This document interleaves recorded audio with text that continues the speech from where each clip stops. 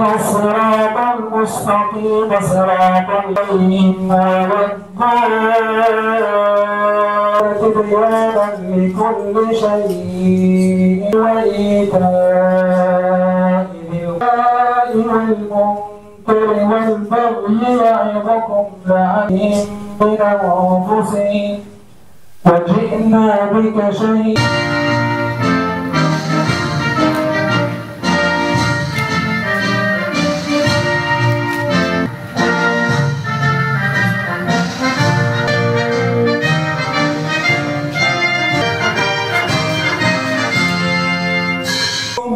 افتتاح السنة القضائية لسنة 2025-2026 على المستوى المحلي قد حدد يوم الخميس الموافق للسادس عشر من شهر أكتوبر سنة 2025.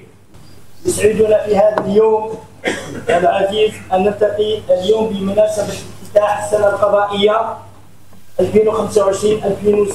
على المستوى المحلي، لما سبقته من افتتاح السنة القضائية على مستوى الجزائر العاصمة بمقر المحكمة العليا تحت إشراف السيد رئيس الجمهورية والسيد معالي وزير حافظ الأحكام بتاريخ 12 أكتوبر 2025.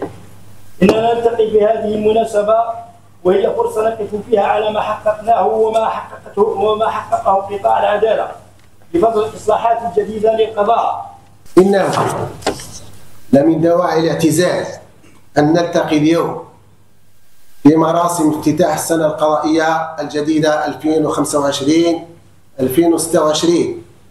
بحضور جميع ضيوفنا الكرام الذين شرفونا بحضورهم معنا هذه السنة الحميدة الراسخة في عرف السلطة القضائية بمجلسنا الموقر.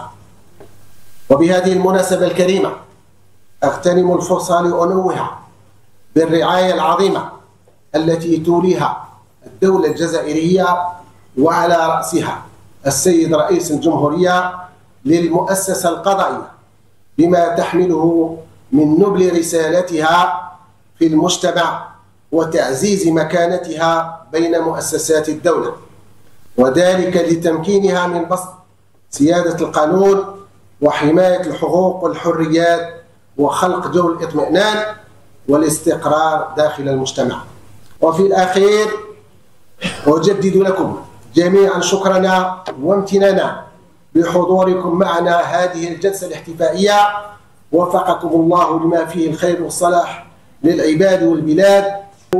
وأعلن بصفة رسمية افتتاح السنة القضائية بمجلس قضاء بسكرة سنة 2025-2026، وآمر السيد رئيس أمانة الضبط بتحرير محضر عن ذلك للرجوع إليه عند الحاجة.